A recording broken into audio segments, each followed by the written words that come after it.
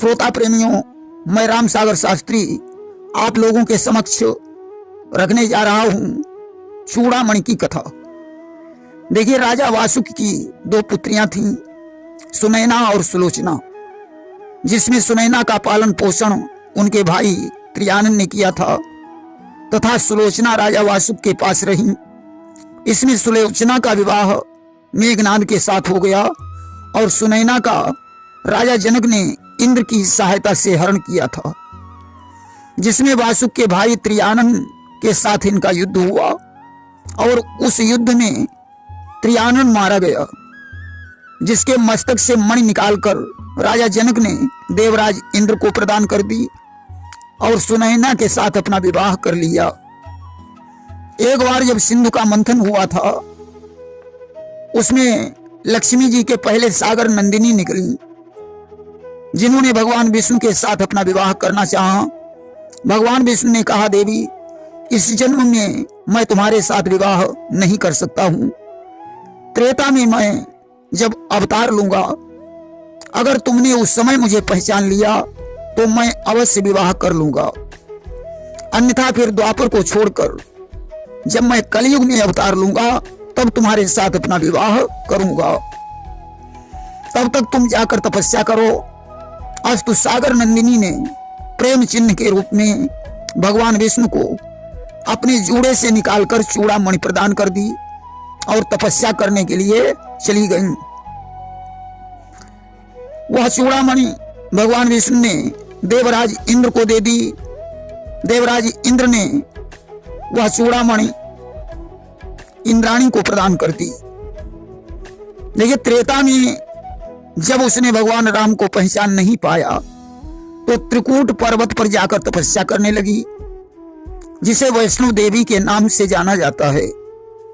भगवान जब कलयुग में कल के रूप में अवतार लेंगे तब उनके साथ अपना विवाह करेंगे। एक बार की बात है, शूर्पणखा के पति विद्युत जिह्वा ने देवराज इंद्र पर चढ़ाई कर दी कि विद्युत जी हो वीर बलवंका और जाहिन काल बलि की शंका, और ते ही सुरपति पही कीन चढ़ाई और अमित काल लहू भई लड़ाई। विद्युत जी हुआ बहुत बलवान था। आज देवता उससे परास्त हो गए। उस समय देवराज इंद्र सहायता मांगने के लिए महाराज दशरथ के पास पहुंचे और बोले कि उठो जात देवन को अंसा और सब सुरलोक होत विध्वंसा। हे महाराज दशरथ, विद्युत जिह्वा सारे सुरलोक को विध्वंस कर देगा, इसलिए आप हमारी सहायता करें। दशरथ ने कहा, देवराज आप निश्चिंत हो जाइए, मैं तुम्हारी सहायता के लिए तत्काल चल रहा हूं। अस्तु। दशरथ ने अपना रथ तैयार किया। उसी समय कैकेयी आ गई।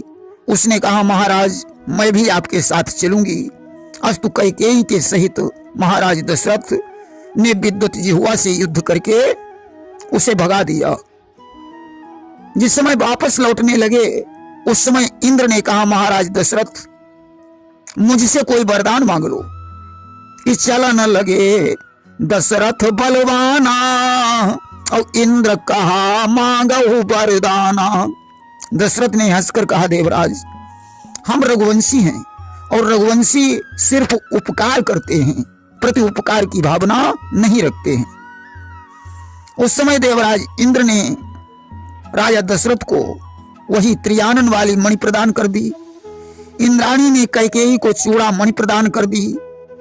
दशरथ ने वह मणि राम को दे दी। राम ने विश्वकर्मा द्वारा उस मणि से मणिमुंदरी का निर्माण करवाया। और जिस समय राम का विवाह होकर आया तो कैकेयी ने मुंह दिखाई के रूप में सीता जी को चूड़ामणि प्रदान कर दी और राम ने वह मणिमुंदरी दे दी। जिस समय केवट को उतराई देने के लिए सीता जी ने मणिमुंदरी उतारकर राम को प्रदान की, केवट ने उतराई नहीं ली तो वह मणिमुंदरी राम के पास ही रह गई। वही मणिमुंदरी लेकर हनुमान जी ने अशोक वाटिका में गिराई। जिसे देखकर सीता जी संदेह में डूब गईं। उस समय हनुमान ने प्रकट होकर सारी कहानी बताई। बाग उजाड़ कर और लंका जलाकर सीता जी के पास पहुंचे और बोले कि माँ तू मोही दीजय कछु चीना, और जई से रघुनायक मोहि दीना। हनुमान जी ने कहा, हे माता, जिस प्रकार राम ने अपना चिन्ह दिया था वैसे ही आप मुझे कोई चिन्ह प्रदान करें। तो चूड़ामणि उतारी तब दयऊ, हर्ष समेत पवन सुत लयऊ। सीता जी ने जूड़े से चूड़ामणि उतार कर हनुमान को प्रदान कर दी।